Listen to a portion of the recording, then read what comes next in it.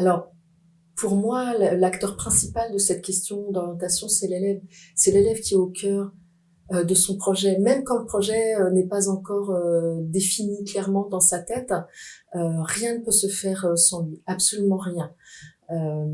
Donc il faut véritablement, enfin, la façon dont je visualise les choses, c'est que l'élève n'est pas un partenaire de l'orientation, ce n'est pas un associé de son orientation, c'est lui qui est au cœur de son orientation et nous sommes associés à son projet. C'est nous qui sommes ses partenaires pour l'aider à mûrir son projet et à aller franchir toutes les étapes qu'il faudra franchir pour que ce projet puisse aboutir à quelque chose de satisfaisant. Donc, l'idée est de recentrer l'élève au centre. Voilà, au centre de l'éducation nationale, c'est-à-dire que c'est un acteur dans un système, Donc je le répète pour dire voilà, que c'est très important d'individualiser les parcours. Donc comment effectivement redonner du sens à cet acteur et faire en sorte qu'il trouve sa réussite. Et donc travailler avec les équipes de psychologues de l'éducation nationale sur effectivement le parcours, réfléchir au parcours de chaque élève et comment accompagner chaque élève. Alors, ce qui va faire la spécificité du psychologue de l'éducation nationale, c'est déjà sa posture spécifique de psychologue qui l'amène à déjà avoir une conception de l'orientation qui va être développementale, c'est-à-dire qu'on sait qu'on ne va pas demander la même chose à un élève qui est en 6e, un autre qui est en 3e, un autre qui est en terminale, un étudiant qui est en L3. On sait qu'on ne va pas pouvoir travailler avec lui les mêmes questions d'orientation. Ce qui va faire la spécificité, c'est aussi qu'en tant que psychologue, on a une posture qui n'est pas forcément une posture informative. Le psychologue va avoir une posture réflexive, c'est-à-dire que nous, ce qu'on va viser en entretien, au-delà de donner une information que souvent les élèves ont, c'est de travailler avec le jeune, comment lui va s'approprier toutes ces informations, et on va l'aider à mettre en lien différents savoirs, des savoirs académiques, des savoirs sur lui-même, donc la connaissance de soi, et des savoirs sur les métiers et les formations, de manière à ce que lui, il puisse s'y retrouver, et de manière à ce que lui, il puisse trouver du sens à un projet qui l'intéresse. Donc là, c'est vraiment une spécificité du psychologue, c'est qu'avant de parler de projet et avant de parler d'avenir, on va parler de ce qui se passe dans le lycée et maintenant, comment se sent l'élève, est-ce qu'il va bien, est-ce qu'il est en mesure d'émettre un choix ou non, et tant qu'il n'est pas en mesure d'émettre un choix, on va s'assurer des conditions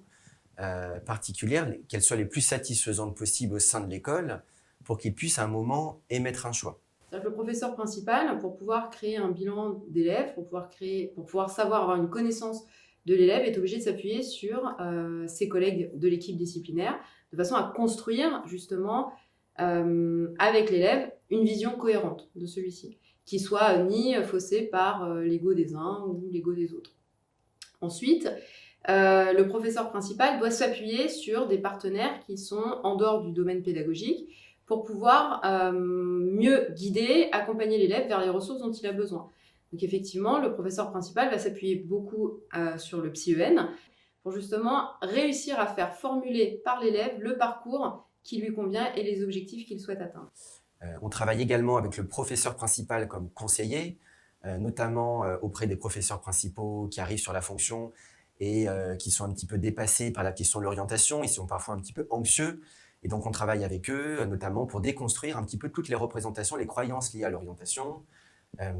Parfois, ils se sentent comme ça la responsabilité d'aider un jeune à trouver ce qu'il va faire plus tard. Or, encore une fois, pour nous, l'orientation, elle amène autant à réfléchir à ce que le jeune va faire plus tard qu'à réfléchir à la manière dont le jeune se sent, comment est-ce qu'il rentre dans les apprentissages, comment est-ce qu'il se sent en classe, est-ce qu'il a des amis, est-ce qu'il se sent bien, est-ce qu'il participe en cours. Donc ça, ce sont des questions qu'on va réfléchir, pas forcément avec l'élève, mais autour de l'élève, avec le professeur principal. Et donc les autres interlocuteurs qu'on va avoir, notamment concernant l'orientation, ça va être tous les acteurs du GPDS, du groupe de prévention de décrochage scolaire, puisqu'encore une fois, pour qu'un jeune puisse aborder sereinement un projet et un choix d'orientation, il faut que des conditions soient réunies, des conditions d'assiduité en cours, des conditions de santé, des conditions sociales, qui font que si tout cela n'est pas réuni, on ne peut pas réellement aborder la question du choix avec un jeune, et c'est pour cela que les assistantes sociales, les infirmiers, les CPE sont aussi des interlocuteurs importants concernant l'orientation. En tant que professeur principal, le professeur a une autre mission, c'est plutôt de guider l'élève dans son processus d'auto-évaluation et de connaissance de soi. En fait, il faut vraiment que l'élève arrive à se positionner par rapport à ce qu'il sait faire, à ce qu'il doit encore travailler pour progresser, d'apprendre à se fixer des objectifs, à aussi fragmenter peut-être les objectifs à atteindre pour atteindre un objectif plus important derrière. Donc il y a vraiment un rôle plutôt de guide et d'accompagnement de l'élève dans son parcours de construction, enfin construction de l'adolescence, si on peut dire comme ça, ou de construction de son avenir professionnel. Le professeur dans la classe va jouer un rôle important lorsqu'il va mettre en place une pédagogie de projet. Parce que dans la pédagogie de projet, l'élève est véritablement acteur de la construction du savoir et surtout doit développer des stratégies pour pouvoir atteindre la connaissance et le savoir. Donc au final, il est forcément mis en posture de collaboration, de co-construction, et il doit utiliser toutes ses compétences à la fois d'expression à l'écrit, à l'oral, pour pouvoir arriver à la résolution de projet. Et au final, c'est parce que le projet va être porté par plusieurs enseignants, dans le cadre d'un projet transversal par exemple, que ça va donner du sens et surtout, ça va permettre à l'élève de vraiment développer des compétences qu'il va pouvoir faire valoir professionnellement après. En tant que directrice de CIO, j'ai pu développer des actions particulières avec des acteurs locaux, donc en dehors de l'éducation nationale. Par exemple, j'ai été sollicitée de nombreuses fois pour réaliser des cafés des parents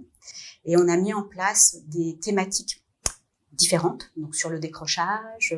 sur qu'est-ce qu'être un parent qui a un élève en classe de 3e,